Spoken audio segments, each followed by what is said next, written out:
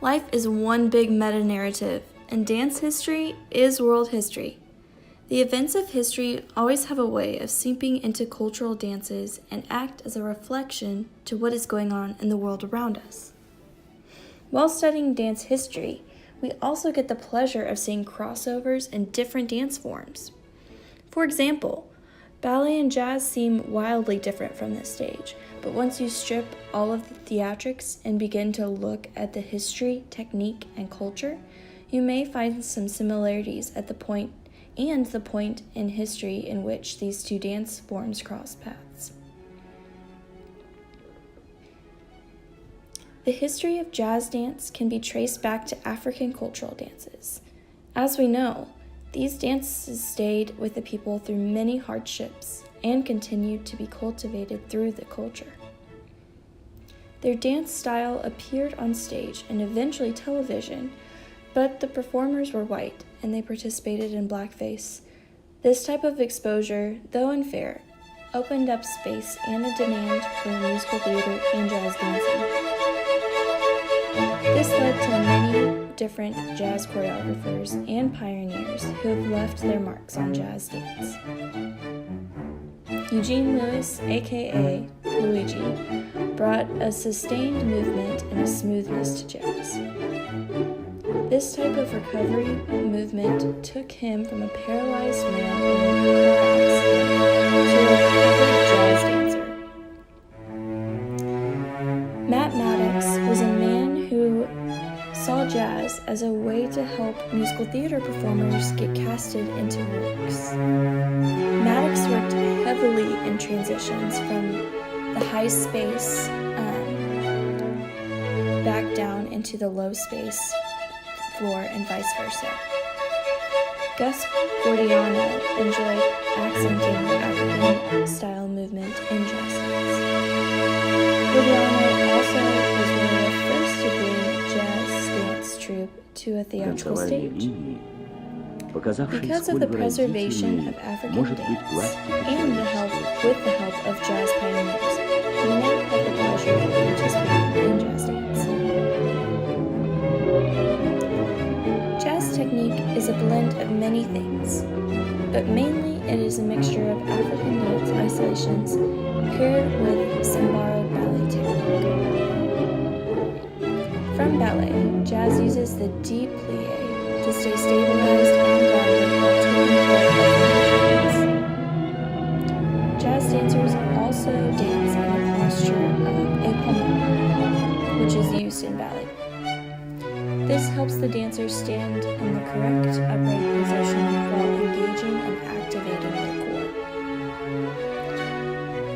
core. Just like a ballet dancer, jazz performers also elongate their neck and keep a lifted chin in performance, and this radiates confidence. There are other techniques such as toe movers and raga jumps that act as crossovers between the two dance forms.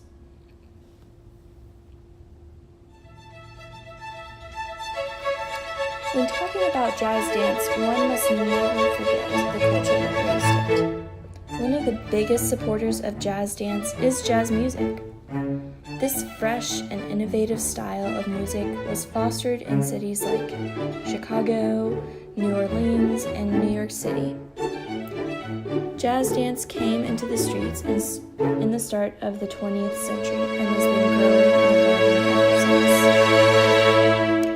As both the dance form and the music grew, they played off of each other in such an innovative way that played to both the music and the dance's strengths. Jazz dance stays faithful to its African roots, while still finding ways to grow and evolve with culture and society. Ballet culture is quite different from jazz culture. Ballet culture is one of consistency, and classical ballet has been using the same techniques since the founding of the dance form. The culture of ballet is quite intercontinental. Ballet history begins in Europe, in the courtrooms, and evolves and expands from its foundation. Eventually, the Ballet Russes de Monte Carlo took their ballet culture and brought it into America, where it became a profitable enterprise and an accepted dance form that was carried through from dance communities and small dance schools and studios. Ballet would not still be showcased and performed if it weren't for the classical performances that tell the ageless traditional stories that ballet enthusiasts still love today. Through ballet, society can learn the importance of tradition, precise technique, and the preservation of history.